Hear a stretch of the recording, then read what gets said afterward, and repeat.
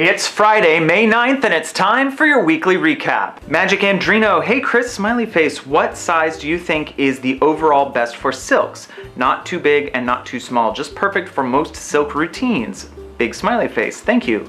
Regular smiley face. It's really a case-by-case basis. For like wrapping a deck in a silk, you're probably going to want a 24-inch silk. If you're going to make a silk vanish in a very classic sort of way, if you know what I mean, you're probably going to go with like a 6-inch or a 9-inch silk. If you're going to make a cane appear or vanish, you probably want a diamond cut silk. So the reason there are so many different silk sizes is because not one silk covers the whole group of silk tricks. If you want to go for like an average, maybe go for a 12-inch silk, but I feel like that's going to limit you. It's better to get multiple silks for multiple different styles of routines. Marshall Magic 888, Chris, I am planning on getting permanent Sans Mind Sharpie and the Omni pen, and I have combined them into one massive pen routine, but I need to do a pen switch. Can you please teach me? Big smiley face. The Omni pen teaches a couple ways of switching in a Sharpie, and the Sans Mind gimmick, I believe you can remove the cartridge and put it into my permanent trick. So you might not actually need to do a switch, but just in case, I'll teach you a really simple one that I like to use. So you're gonna have one of the Sharpies in your back pocket and the other Sharpie is out in the open. You're going to take the lid off and hand it to somebody to be examined. As they're examining this lid goes south, put into the back pocket, and you steal out this Sharpie, but you hold it like this, just like you're holding just the lid. So it's hidden behind your fingers. Now as you make it look like you're putting the lid on top of the pen, what you're actually going to do is switch out the two pens, okay?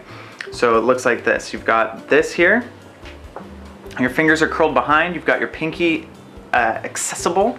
This is gonna go against the heel of your hand and into a sort of pinky grip right here. That's gonna keep the tip of the marker away from your fingers so that it doesn't mark you up.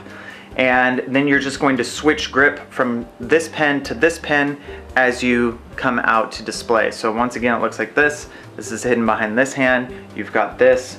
You go to pretend to put the lid on, and then you hand this out. This goes south.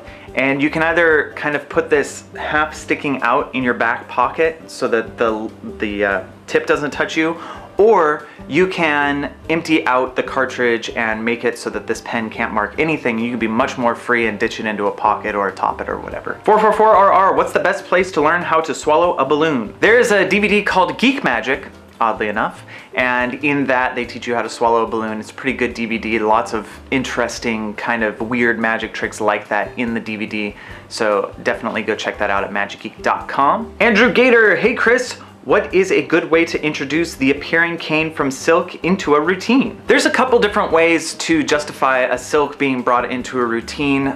You could wipe off a prop, like if you use something with milk or something like that, you can take out a silk, wipe it off, then look at the silk and make it change into a cane. Another thing, depending on your attire, if it fits your style to have like a pocket square in your jacket pocket, you can start pulling that out and then go with both hands to get your load and then make the cane appear. Basically, you just want to think along the lines of what is the silk doing here before it changes into a cane, and that's really going to help all of your magic. Today we're taking a look at Swag 2.0 by Taiwan Ben. This is a trick where you have a dog tag and it's blank, it's just a black dog tag. You have someone hold onto it and then they select two cards, and those two cards get revealed on the dog tag that they've been holding the whole time. This is really cool because it happens in the spectator's hand, and there's a bunch of variations on it. You can have it happen slowly and visually just by setting it down. You can also have it happen super quickly by waving your hand over it.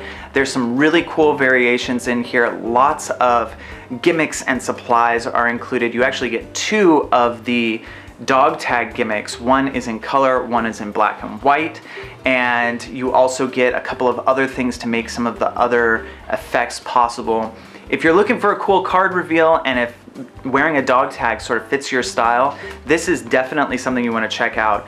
This is Swag 2.0 and you can check it out at magicgeek.com. Matthias, hey Chris, what silk magic do you recommend for kids' birthday party? Big smiley face times 3. You just said big smiley face 3 times. No, I didn't. I used math. There are 2 silk tricks that I use very frequently at birthday parties, and the first is 20th century silks. That's a great routine. It baffles the kids as well as the adults.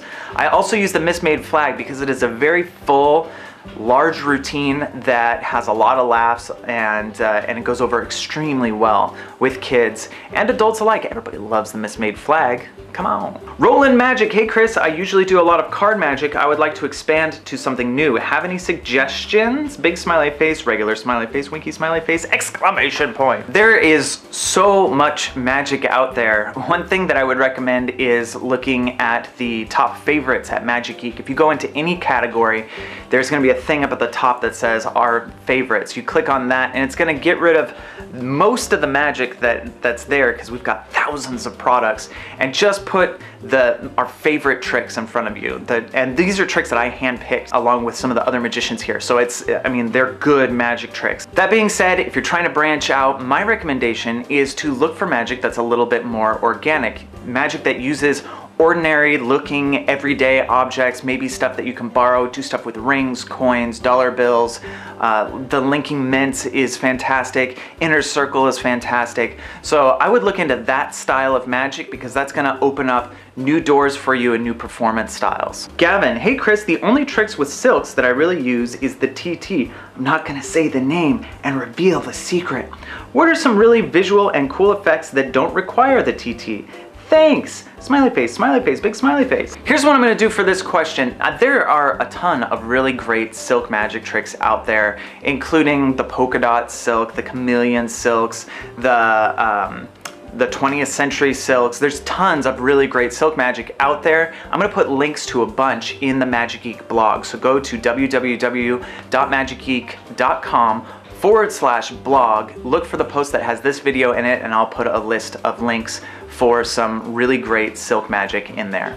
Caleb, hey Chris, I have made my own packet effect up myself, and I think it's like killer, and so does my family and friends. And how do I like publish the trick or patent it on Magic Geek, not to sell to y'all, but to be in my name at Magic Geek for sale? Please answer. Here's what you should do. You should make a video of your trick and send it to us here at magicgeek.com. sales@magicgeek.com is our email. We'll take a look at it and we can give you some advice that's a little more specific to the trick and to your needs. I wanted to really quickly talk to you guys about Magic Magazine. We are now selling this at Magic Geek. This is this month's issue. And if you've never gotten Magic Magazine before, you need to check it out, because it has tons of really great articles. There's history in here, there's theory, and there's tricks. So you're actually getting like 4 or 5 tricks, plus trick reviews and all the other great stuff that comes with the magazine when you purchase one of these. This is this month's issue, and I actually held back 5 of last month's issue to give away this month. So if you want to get your hands on last month's issue for free, go ahead and use the coupon code MAGICMAG, that's MAGIC, MAG, all lowercase, at Magic Geek. That's gonna get you 5% off your order, and put your name in the running for winning one of 5 magazines. So your chances of winning this is actually really, really good. We'll send you a free magazine if you win, if your name gets drawn. That is Magic Mag, 5% off at magicgeek.com. Well, that's all the time we have for this week. I want to thank you very much for watching the Magic Geek Weekly Recap. Be sure to tune in next week when we're going to be talking about magic costuming. So we're going to be talking about what you wear when you do your magic. Leave a question for that down below, or a question on magic in general down below in the comments section, and it might get featured in the next weekly recap. Thanks a lot for watching. I'll see you next week.